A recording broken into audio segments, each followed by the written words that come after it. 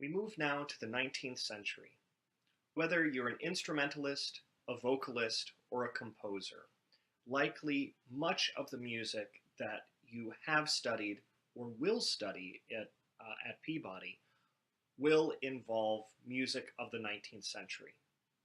This is a time when the orchestra fills out and we get the ensemble that is most frequently performed with today. We also see the emergence of the operatic trends which so define opera into the 20th century, as well as chamber and solo music that bring the virtuoso and the idea of a virtuoso musician to prominence. During this time, it's also a time of heady nationalism. That means countries are defining who they are, and in many cases, this involves violence. We see this represented here in a painting that has become synonymous with the French Revolution, Liberty Guiding the People. Nationalism will be a consistent idea throughout the 19th and early 20th century as boundaries are being defined. This will lead to a number of incredible works. For instance, Chopin's Polonaises reference the Polish dance tradition, as do his mazurkas.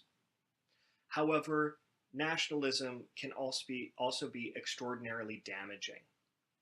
Wagner's nationalism, for instance, is built on assumptions of inequality, particularly cultural inequalities that he sees between himself and those of foreign nationalities as well as faiths.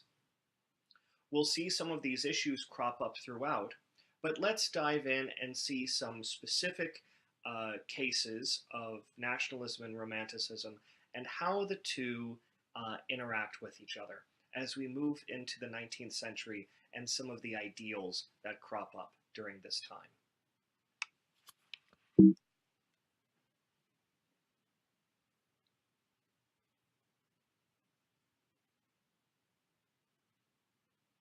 During this time, we see a variety of national revolutions, which, combined with the ideals of the Enlightenment, starkly highlight the desire for liberty, equality, and national identity throughout Europe.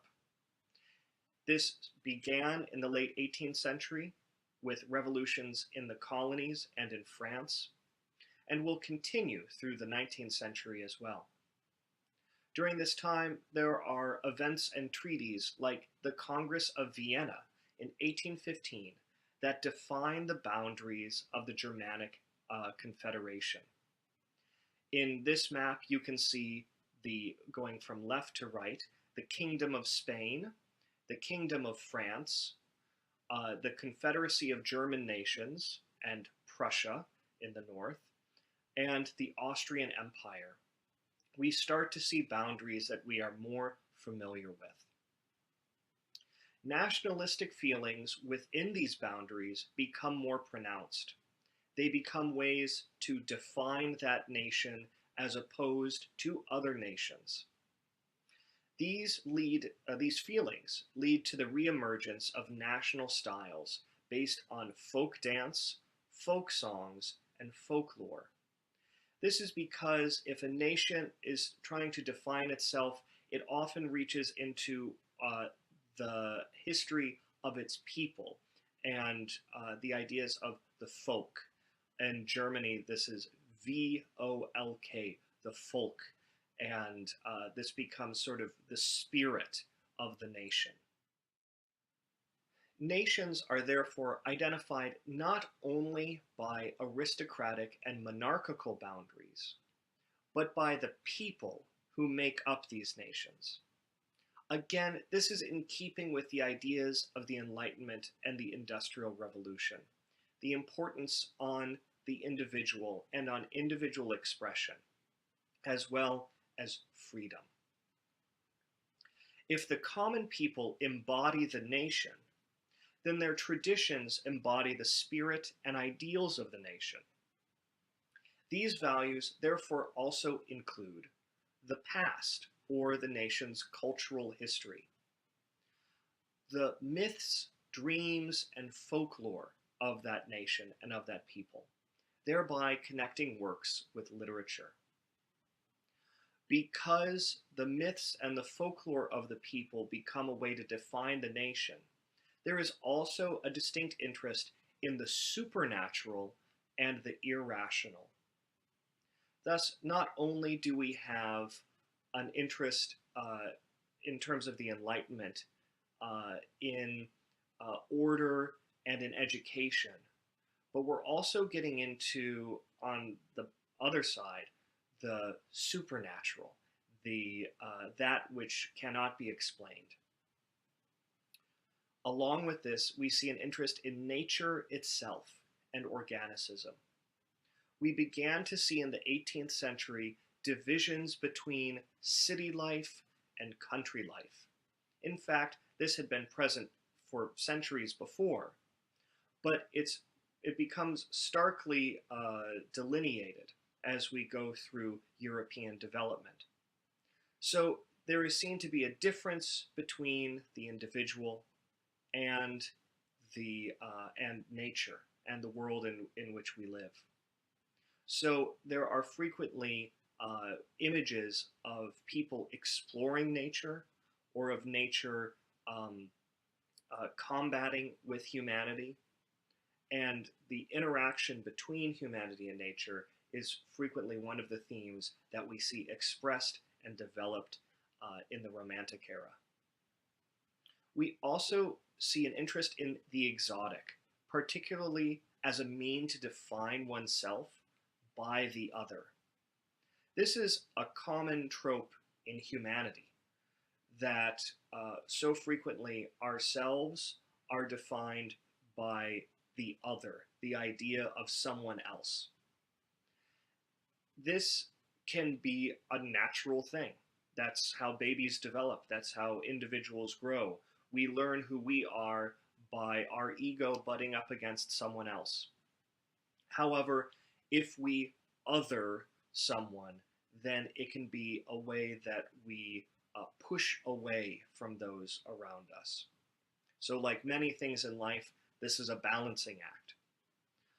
Throughout the Romantic era, we'll see voyages and excursions musically into other traditions, and we'll see that sometimes those other traditions are taken advantage of. For instance, in the late 19th century, there are the English librettist and composer Gilbert and Sullivan. They end up writing a little operetta called The Mikado. The Mikado takes an interest, the particularly English interest at that time, in Japanese culture. However, the Mikado is in many ways offensive to that culture because it takes the ideas in a very othered way. It does not enter into the culture with its myriad complexities, but rather stereotypes them and plays on them, and thus is a problematic piece now in the 21st century. And lastly, we get an interest in individualism and personal expression that we saw beginning particularly with Beethoven at the end of the 18th and beginning of the 19th century. One way to think about Romanticism is through the terms of Apollonian and Dionysian. These terms refer to the two Greek deities, Apollo and Dionysus. Apollo is a deity of order, of light, and of reason. Dionysus, on the other hand, is a deity of wine, of revelry, of self-expression. Many cultural theorists have invoked these terms to describe different eras. That an era of art might be Apollonian, interested in order and structure. And another era might be Dionysian, that is, interested in exploring and exploding boundaries, interested in revelry and self expression. We can think back to some of the eras that we've already studied through this veil. We can view, for instance, the Renaissance as an Apollonian era, an era that's interested in learning, in balance, in creating structures that are organized.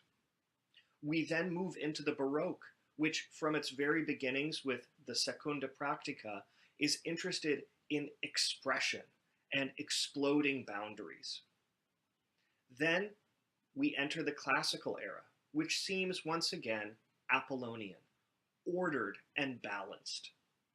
Then we move on to the Romantic era, which is, for many composers, a Dionysian time of expression and exploding expectations. Now, this is a vast simplicity of it's simplifying these eras down to some essential ideas. So, of course, we miss some of the nuance, like the fact that Gesualdo during the Renaissance is exploding boundaries, or that there are conservative composers of the Baroque or adventurous composers in the Classical era. And there are certainly composers in the Romantic era who are more interested in structure and staying within the boundaries rather than pushing them. However, this is a useful tool to help us think about these different eras as they relate to each other. Another useful tool is, again, looking at art, looking at the visual art that's created. Here we see one of the famous paintings of the 19th century, Wanderer Above the Sea of Fog, painted in about 1818 by Caspar David Friedrich. This painting encapsulates many of the ideas that we've been talking about. Here is a lone individual. This individual has no face, and so it is very easy for someone to put their own identity into it. And thus, we experience the mystery of looking out over this sea of fog. It's important to note, of course, that from what we can see, this appears to be a white male. The tendency of white men to be in control of art during this era of Europe is still prominent. Though we start to have more and more women who are writing music and becoming agents in their own right of musicality, it is still vastly controlled by white men, a tendency that continued into the 20th and the 21st century, and is now only recently really begun being dismantled. That aside for now, as we continue to look at this, we also see the division of the individual against nature. Here is someone peering out. At once, nature seems something to be reveled in, but also something to be explored. And at this point, there is, it seems, a vast unknown. Here is one person venturing out into the wilderness. And that's how we might often feel in the works of the Romantic era, that these plumb the depths of the human psyche and of human ability, even, with some of the more virtuosic composers.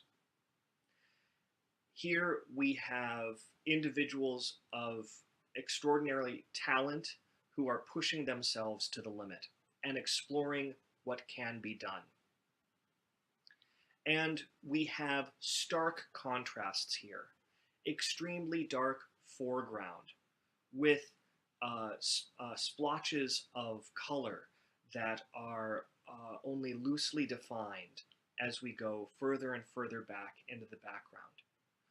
we don't have that balanced effect that we had in the classical era. Rather, like the image itself, it is rocky and slightly unkempt, and thus it is lacking in some of those Apollonian qualities that we saw before.